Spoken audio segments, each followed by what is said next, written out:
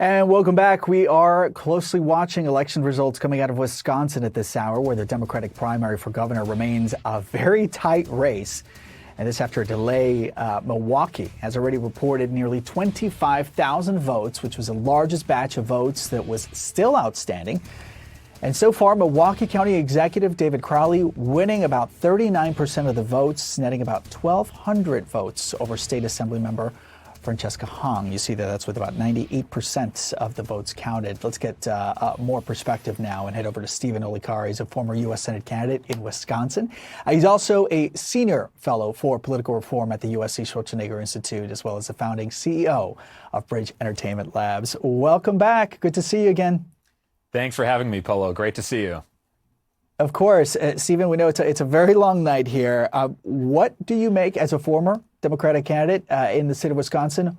What do you make of the numbers? I mean, it was not supposed to be as close a race as it's turning out to be. Yeah, Polo, this is an upset of the upset as David Crowley is on the verge of making a major comeback. So Francesca Hong, she's a Democratic socialist who came in as an underdog to be the front runner in this race, running on a far left agenda, but also taking on AI data centers. That became one of her signature issues, really built quite a following around that. But as there is a shakeup in the race, two lieutenant governors dropped out. David Crowley came back into the race after having suspended his campaign.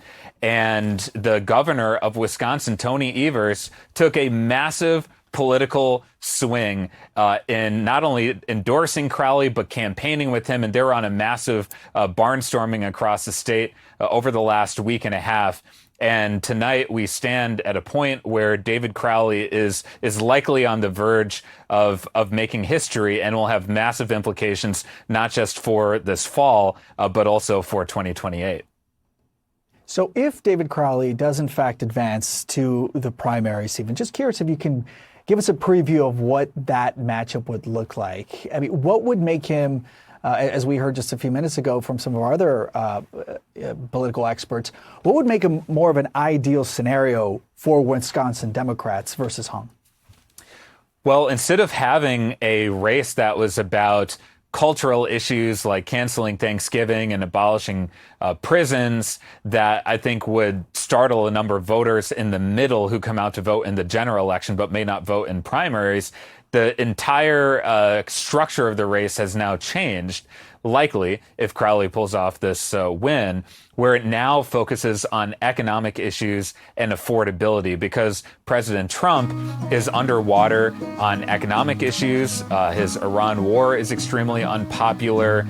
The MAGA brand, according to the latest polling in Wisconsin, is about 15 to 20 points underwater. And so now this will be a little bit more of a referendum on the Trump administration, but also David Crowley being able to talk about his record as a Milwaukee County executive. He has built a reputation as someone who's been able to reduce homelessness in the county. The Journal Sentinel has done a lot of reporting on that in the state. And so he's going to be able to talk about more of these pocketbook issues as to some of the more far-out cultural issues that would have been the case with Francesca Hong. So now this is just a massive political earthquake tonight, Polo, because the race for governor now has changed from being an advantage for the Republicans if Hong pulls it off to now likely an advantage for Democrats with David Crowley poised to win tonight. We haven't yet heard from David Crowley yet. We saw at his campaign headquarters essentially taking down the stage, potentially waiting for a few more hours when they have a better sense. What did you make, though, of Hong's statement when she addressed some of her supporters late Tuesday night? Well, first, the energy going into the room, this was at a music hall in Madison, Wisconsin, was just off the charts, just absolutely electric because the Hong campaign was positioned to make history. There had never been a Democratic Socialist nominee for governor, and she really built a movement of young people and liberals across the state. But then people started to notice the race was changing and she wasn't pulling the numbers she needed to deliver in Madison, which is her home base. And so when she came out on stage, she didn't concede, but it sounded like a concession speech. She didn't have the energy of someone who felt like she was going to win. I think she was probably processing in real time this incredible turn of events. Now, David Crowley, he was waiting for the Milwaukee ballots to drop. There was some outstanding, about 28,000 outstanding absentee ballots. Those have now been processed and they've gone in Crowley's favor. But I think it was too late for him to do a speech. So look in the morning for him to deliver a speech. David Crowley is an extraordinary communicator. And so I encourage people to tune in because I think he will basically lay out his case for the general election. And then there will be a unity breakfast that actually is now turning into a brunch for Democrats to show that they're united as they go into the general election. Yeah, my colleague Alex, who I know you had some great conversations with in the last hour, put it best. And there's a lot we're going to be learning about him in the next few hours, especially once we get to hear from him. Stephen Olikara, thank you so much for staying up late for us and continuing with your analysis as we wait for a potential projection coming out of Wisconsin. Absolutely. My pleasure. Welcome to Wisconsin Politics, Pillow. It's a little wild. I do love the great state of Wisconsin. Thanks again, Stephen. My pleasure. All right, the U.S. president says that Iran would, quote, get blown away if it tries to do something in the Strait of Hormuz. And this comes as Donald Trump insists that the U.S. still has total control over the critical waterway. Meanwhile, Trump administration officials, they are warning of higher oil and gas prices into next year. And the latest shakeup in Iran's military leadership could be a sign that Tehran and Washington are far from striking a deal. Iran's supreme leader reportedly appointing 6 hardliners to top security positions this week.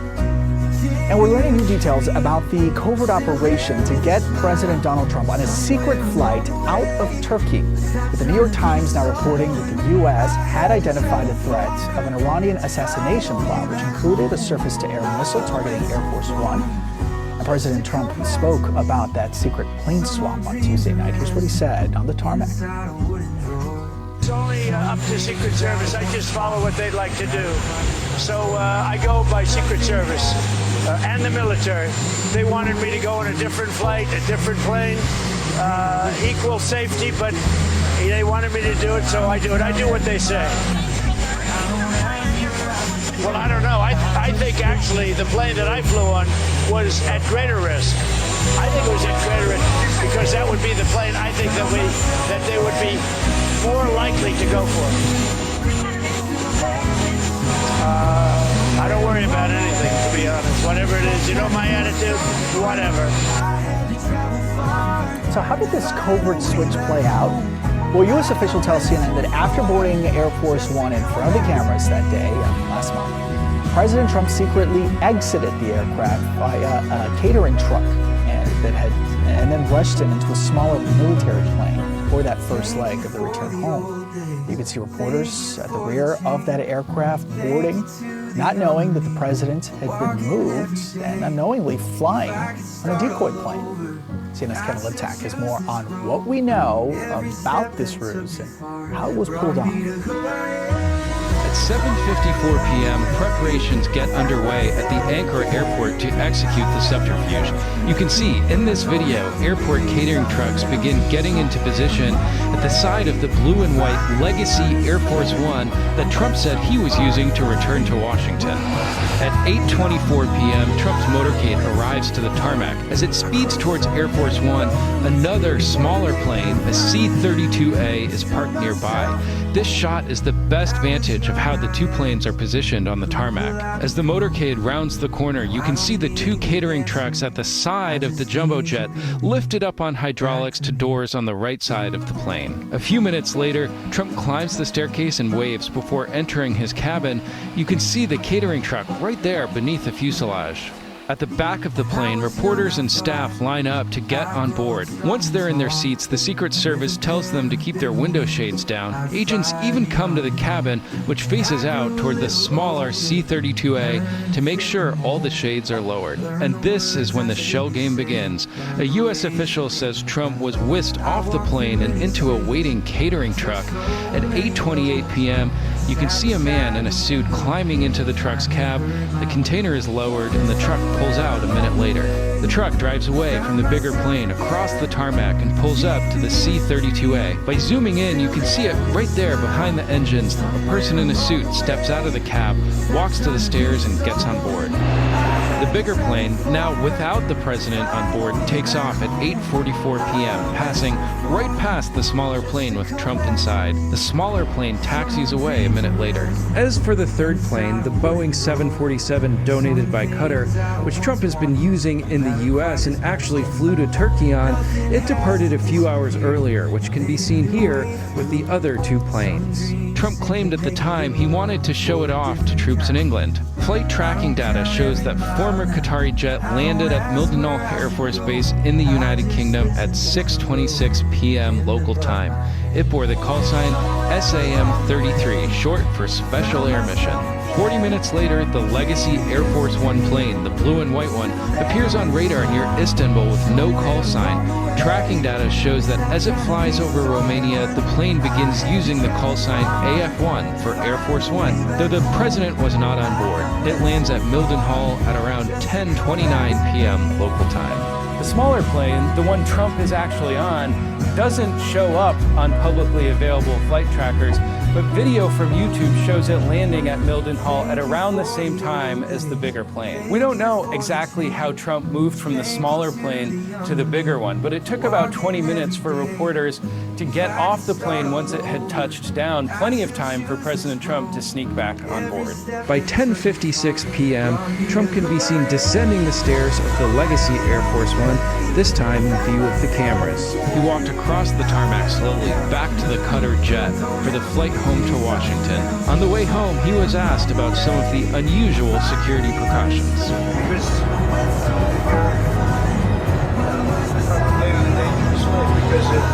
The sleaze bags that we have to deal with. But if I go, you go. Right? But was there a So specific perhaps someday you want to change professions. Mr. Secretary, did you put Americans at risk by having them fly in Air Force One when it was under threat? How persistent was that threat to the president? Back to me. And that was Jennifer Hensler asking and getting ignored by the Secretary of State about whether the Trump administration put reporters and other Americans aboard the presidential jet at risk. Since revelation, the White House Correspondents Association is pressing the administration to establish protocols for handling such security issues in the future. Now to a former U.S. Marine that's been held in Russia, who's now back on American soil. That's where he will be receiving medical care. Robert Gilman was released from detention on Tuesday after warnings that he had suffered torture and was near death. He had been detained since 2022 and disputed those charges. Tonight's Jennifer Hensler with me. U.S. Marine veteran Robert Gilman was released from Russian detention on Tuesday after more than 4.5 years after mounting concerns around his health. Gilman was released on humanitarian grounds, according to both U.S. officials and a Russian official. The U.S. official said nothing was exchanged or given to secure Gilman's release. Now, President Donald Trump said in a post on Truth Social that he had spoken with Russian President Vladimir Putin about the matter, and Putin had agreed to free him. Trump also said that he spoke with Gilman on his way back to the United States and that Gilman had, quote, one request, a really great cheeseburger, when he landed back in the U.S. Now, his ability to speak with the president was a promising initial sign given the massive concerns around his health. However, a picture posted by both Trump and Secretary of State Marco Rubio showed Gilman as incredibly gaunt, and his source told CNN that he was non-ambulatory, meaning that he wasn't able to necessarily stand up or walk on his own. After arriving back in the U.S., Gilman is expected to be treated at a military hospital in Texas, where his family will also meet him. There have been mounting concerns around Gilman's health, especially in recent weeks. An advocate for the family told CNN that he was subjected to psychological and physical torture while he was detained in Russia, and that more than 6 weeks ago he had slipped into a dissociative stupor. His family was concerned that they might not ever see him alive. Gilman's sister, Lexi Hudson, said in a statement on Tuesday that she was incredibly grateful that her brother was on his way back to the United States. Her statement said in part, quote, There is no other reason that Robert is alive today other than that President Trump heard about the case and took action. She also thanked Senator Ed Markey for his work on this case. Jennifer Hansler, CNN, the State Department. And we do continue to follow election results coming out of Wisconsin at this hour, where the Democratic primary for governor is perhaps, it could be, getting closer to a projection. We're going to have much, much more in a moment. Stay with us. You're watching CNN Newsroom. It is the biggest upset in sports history.